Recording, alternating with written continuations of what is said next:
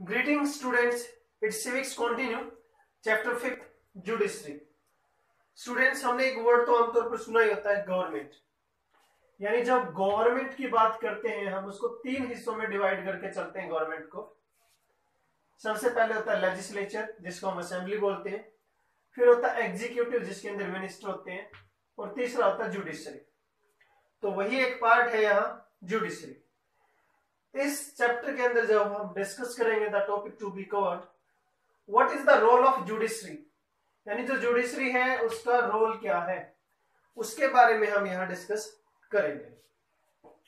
What is an independent judiciary, जब government है तो फिर जुडिशरी क्या करेगी, सारे के सारे डिसीजन तो गवर्नमेंट लेगी। तो what is an independent judiciary, judiciary है क्या, उसकी स्वतंत्रता किस तरीके से है, वो फ्री किस तरीके से है, क्या वो गवर्नमेंट के ऊपर भी क्वेश्चन मार्क लगा सकती है या नहीं, क्या जो लॉज पास हुए हैं उनके ऊपर क्वेश्चन मार्क लगा सकती है या नहीं, वो भी इसके अंदर हम डिस्कस करेंगे। What is the structure of the court in India, कि किस तरीके के कोर्ट है, डिस्ट्रिक्ट कोर्ट है, स्टेट कोर्ट है, मतलब जिसको हम हाई कोर्ट बोलते हैं, सुप्रीम कोर्ट है, उनके बारे में डिस्कस करेंगे। Next, what are the different branches of the legal system, ये अलग अलग ब्रांचेस कैसे हैं। जैसे हमने सुना होता है कि क्रिमिनल केस है ये, तो या फिर कुछ जो है मनी से रिलेटेड केस होते हैं, उन चीजों के बारे में हम यहाँ डिस्कस करेंगे। क्रिमिनल केस में जैसे कि मार पिटाई से रिलेटेड हो गए, मनी जैसे कि धोखे से रिलेटेड हो गए, पैसा हड़पने से रिलेटेड, इस तरीके की चीजें डिस्कस करेंगे। Do everyone have the access to the courts, क्या सभी को जस्टिस मिलेगा, उस चीज के बारे में हम यहाँ डिस्कस करेंगे।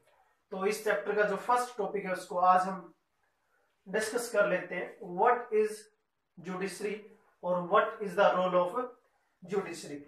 Judiciary is the organ of the government, जैसे कि मैंने यहाँ बता दिया था गवर्नमेंट के तीन पार्ट हैं, लेजिस्लेचर, एग्जीक्यूटिव और जुडिशरी। ये उसी का एक ऑर्गन है, उसी का एक पार्ट है। तो it's the organ of the government. Interpret the laws, कानून बनाने का काम ये करती है जुडिशरी। इंटरप्रेट लागू करने का काम, और लागू करने के बाद उसमें अगर कोई खामियां है तो उनको देखने का काम करती है। क्योंकि लॉ को बनाने के तीन तरीके हैं। देखो, पहले लेजिस्लेचर उसको बनाएगा, मतलब जो एमपी एमएलए बैठे हुए, फिर एग्जीक्यूटिव जो मिनिस्टर है वो उसको लागू करने का काम करेंगे, क्योंकि जो लॉज जिस डिपार्टमेंट से रिलेटेड होगा वही डिपार्टमेंट उसको लागू करेगा। मान लो एजुकेशन पॉलिसी 2020 आई है, जिसमें 9 to 12 जो है आपको सब्जेक्ट इलेक्ट करने हैं, जो गवर्नमेंट पॉलिसी आई है न्यू। अब उसको लागू कौन करेगा, एजुकेशन डिपार्टमेंट, यानी जुडिशरी एग्जीक्यूटिव के अंदर एजुकेशन डिपार्टमेंट वहां रहेगा। तो interpret the laws and it applies the, और उनको अप्लाई करेगा। टू पनिश, अगर किसी ने गलत काम किया तो उसको पनिशमेंट देगा। टू सेटल द डिस्प्यूट्स, अगर लोगों के बीच में कुछ झगड़े हैं तो उनको सोल्व करेगा।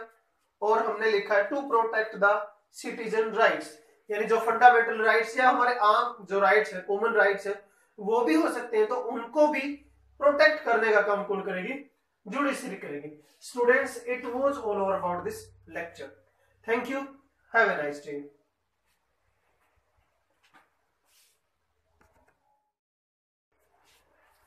Greeting students, it's civics continue, chapter judiciary. First part में हमने डिस्कस किया था which topic we have to cover in this chapter, और what is the role of judiciary के बारे में हमने डिस्कस किया था कि उसमें किस किस तरीके से चीजों को वेरीफाई किया जाता है, जो लॉज बने उनको कैसे वेरीफाई किया जाता है, और किस तरीके से पनिशमेंट दी जाती है, वो सारी चीजें हमने डिस्कस की थी। कुछ टर्म है यहाँ, डिस्प्यूट रिसोल्यूशन, डिस्प्यूट झगड़े या मामले, रिसोल्यूशन दोबारा से या उनको सोल्व कर देना। डिस्प्यूट्स किसके बीच में हो गए, दो फैमिलीज या दो पर्सन के बीच में हो सकते हैं, जैसे कि क्रिमिनल और सिविल। तो उन डिस्प्यूट को सोल्व कौन करेगा, कोर्ट करेगी, डिस्ट्रिक्ट कोर्ट कर सकती है। अगर डिस्ट्रिक्ट कोर्ट्स में वो सोल्व नहीं हुआ, दोनों ही एग्री नहीं हुए, तो फिर स्टेट हाई कोर्ट में जा सकते हैं। हाई कोर्ट में भी अगर वो सेटिस्फाई नहीं हुए तो सुप्रीम कोर्ट जा सकते हैं, और सुप्रीम कोर्ट से फाइनल डिसीजन आने के बाद फिर राष्ट्रपति एक सॉल्यूशन होता है। तो उनके बीच के जो सॉल्यूशन है उनको क्या बोलते हैं, डिस्प्यूट रिसोल्यूशन के अंदर वो आ जाएगा, जब आपके डिस्प्यूट्स को सोल्व कर दिया जाएगा। जुडिशियल रिव्यू क्या है? जुडिशियल रिव्यू जैसे हमने डिस्कस किया था, प्रीवियस चैप्टर में भी किया था और यहां भी मैंने बताया था, जो पार्लियामेंट है, लॉज मेकिंग बॉडी कौन है? पार्लियामेंट है। लॉज कौन बनाती है? पार्लियामेंट बनाती है। अब पार्लियामेंट के अंदर भी राज्यसभा, लोकसभा और प्रेसिडेंट फिर उनको परमिट करता है। जब यहां से कोई लॉ बनकर आ गया तो उसको चेक करने का काम, वेरीफाई करने का काम कौन करती है? जुडिशरी करती है, कोर्ट करती है। कई बार उसके अंदर जैसे याचिका वगैरह या रिक्वेस्ट वगैरह जब डाली जाती है कोर्ट में, तो उसको वेरीफाई किया जाता है कि ये सही है या नहीं है। या फिर कई बार हमने न्यूज़पेपर में भी पढ़ा होगा, आज इलाहाबाद हाई कोर्ट ने उत्तर प्रदेश सरकार को लगाई फटकार, या चंडीगढ़ हाई कोर्ट ने हरियाणा सरकार, पंजाब सरकार को लगाई फटकार। मतलब वो क्या, वो चीजों को क्या करते हैं? जस्टिफाई करने का काम कर रहे हैं। तो वो जुडिशरी रिव्यू के अंदर वो चीजें आपकी आ जाएगी। टू चेक द लॉज हम उसको बोल सकते हैं। नेक्स्ट है आपका upholding the laws and enforcing fundamental rights. जब किसी पर्सन को लगता है कि उसके फंडामेंटल राइट्स को वोलेट किया जा रहा है, मतलब उसके फंडामेंटल राइट्स कितने? फंडामेंटल राइट्स अर्लियर 7 थे, बाद में जो राइट टू प्रॉपर्टी है उसको रिमूव कर दिया गया। Now there are 6 fundamental rights. Right to equality हो गया, ठीक है। उसके बाद राइट टू एजुकेशन हो गया, कल्चरल हो गया, रिलीजियस हो गया। तो इस तरीके से 6 फंडामेंटल राइट्स है। अब उनमें से किसी भी राइट्स का आपको लगता है कि उसका वायलेशन हुआ है, तो फिर आप हाई कोर्ट या फिर सुप्रीम कोर्ट में जा सकते हैं। Students, it was all over about for today's. Thank you. Have a nice day.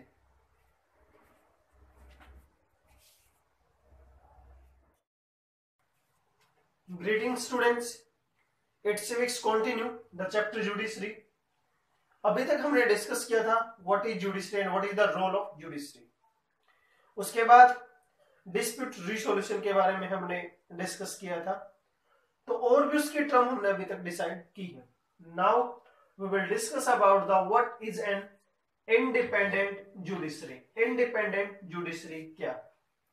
हमने ये बहुत बार सुना भी होगा, जो न्यायपालिका है, जुडिशरी है, वो फ्री है, उसके ऊपर किसी का भी प्रेशर नहीं है, वो अपने डिसीजन खुद लेती है। जो राइट है उसको राइट डिसाइड करती है, जो रॉन्ग है उसको रॉन्ग डिसाइड करती है। बहुत बड़े बड़े पावरफुल व्यक्तियों को देखा हमने जेल में रहते हुए। Former chief minister Om Prakash Chautala हैं, अजय चौटाला हैं। उसी तरीके से और भी मिनिस्टर्स हैं, उनके लड़के हैं। जैसे अंबाला से एक मिनिस्टर थे विनोद शर्मा, उनके लड़के थे मनु शर्मा, उन्होंने भी जो है जेल में रहे हैं। और भी बहुत सारे एग्जाम्पल यहाँ मिल जाएंगे। करंट का जो एग्जाम्पल है लालू प्रसाद यादव है। मतलब जो पावरफुल लोग हैं सोसाइटी के, उनका भी जुडिशरी के ऊपर कोई इम्पैक्ट नहीं है, वो भी उसको प्रेशराइज नहीं कर सकते।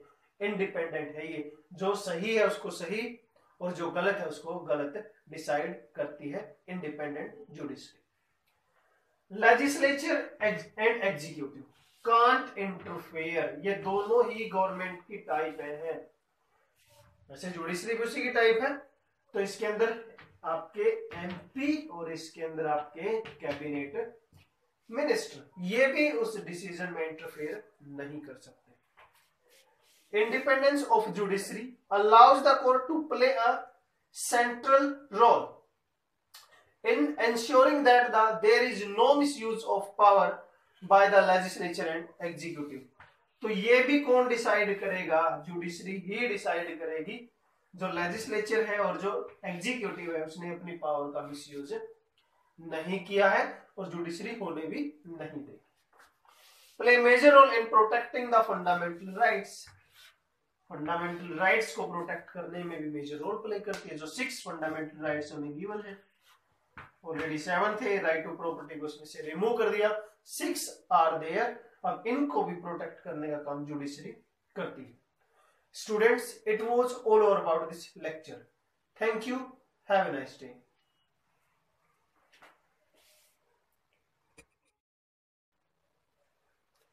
Greetings students, it's civics Chapter Judiciary continue. We have discussed 3 parts of this chapter, and now what is the structure of the courts in India? जो इंडिया के अंदर कोर्ट्स हैं या न्यायपालिकाएं हैं, उनका स्ट्रक्चर क्या है? इंडिया के अंदर जो कोर्ट्स है वो 3 हिस्सों में डिवाइडेड है: district court, high court, supreme court. जो डिस्ट्रिक्ट कोर्ट है वो हर एक डिस्ट्रिक्ट के अंदर होगी। चीफ जस्टिस बनने के लिए इंडिया में अलग अलग स्टेट में अलग अलग उसकी जो है लिमिट्स की गई है। 21 से 35 के अंडर है ये। जो हाई कोर्ट है, हाई कोर्ट इंडिया के अंदर टोटल 25 है, स्टेट्स आपके 28 हैं, और लेजिस्लेचर जो असेंबली आपकी 31 है, 31। तो 31 आपकी क्या है, या 31 क्या है आपकी जो है स्टेट असेंबली। तो इस हिसाब से हमारी फिर कोर्ट्स भी कितनी होनी चाहिए थी, 31। अब स्टूडेंट्स कुछ ऐसे स्टेट हैं जिनका जो हाई कोर्ट है वो 2 से 3 स्टेट्स का एक ही साथ है। एग्जाम्पल के तौर पर जो हरियाणा है और पंजाब है, उसका हाई कोर्ट चंडीगढ़ के अंदर। उसके बाद जो असम है, अरुणाचल प्रदेश है, मेघालय है, त्रिपुरा है, नागालैंड है, उनका जो हाई कोर्ट है वो गुवाहाटी के अंदर है। उसी तरीके से गोवा और महाराष्ट्र का भी एक साथ है, मुंबई के अंदर है, जिसको बंबई हाई कोर्ट बोला जाता है। कोलकाता और अंडमान निकोबार का भी एक ही हाई कोर्ट है। तो इसी तरीके से इंडिया के अंदर 25 हाई कोर्ट है और 28 स्टेट हैं और 3 ऐसे यूनियन टेरिटरी हैं जहां पर असेंबली है, स्टेट असेंबली है। तो नेक्स्ट है आपका सुप्रीम कोर्ट। सुप्रीम कोर्ट एक ही है पूरे इंडिया का, सुप्रीम पावर, यानी जो डिस्प्यूट यहां सोल्व नहीं हुए, यहां सोल्व नहीं हुए, यहां आकर डेफिनेटली वो सोल्व हो जाएंगे।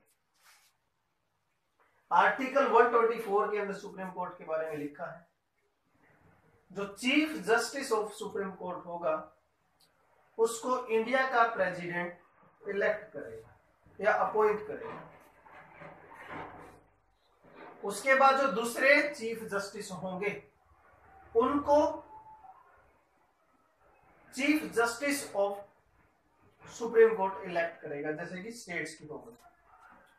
अब स्टूडेंट्स, जो सुप्रीम कोर्ट का जज है उसकी मैक्सिमम एज 65 तक हो सकती है। हाई कोर्ट के चीफ जस्टिस की एज मैक्सिमम 62 तक हो सकती है। सॉरी, बट इसके ऊपर एक प्रपोजल जरूर डाला गया है। रंजन गोगोई जो पहले चीफ जस्टिस थे इंडिया के, उन्होंने एक प्रपोजल डाला था ये, जो कि अब जो फिलहाल अपने शरद अरविंद बेवड़े जो है ये चीफ जस्टिस ऑफ इंडिया है 47। इनसे पहले रंजन गोगोई थे जो असम से थे, फिलहाल वो राज्यसभा के एमपी भी हैं। उन्होंने पार्लियामेंट को एक प्रपोजल भेजा था कि 62 से बढ़ाकर इसको 65 कर दिया जाए। अभी उस पर कोई जो है रिजल्ट निकल कर सामने नहीं आया। Students, it was all over about this lecture. एक क्विक रिवीजन ले लेते हैं। 3 हिस्सों में सुप्रीम कोर्ट इंडिया के कोर्ट्स को डिवाइड किया गया: district, high courts and supreme court. Chief justice के लिए 21 से 35 ये अलग अलग स्टेट के अंदर वेरी करेगा।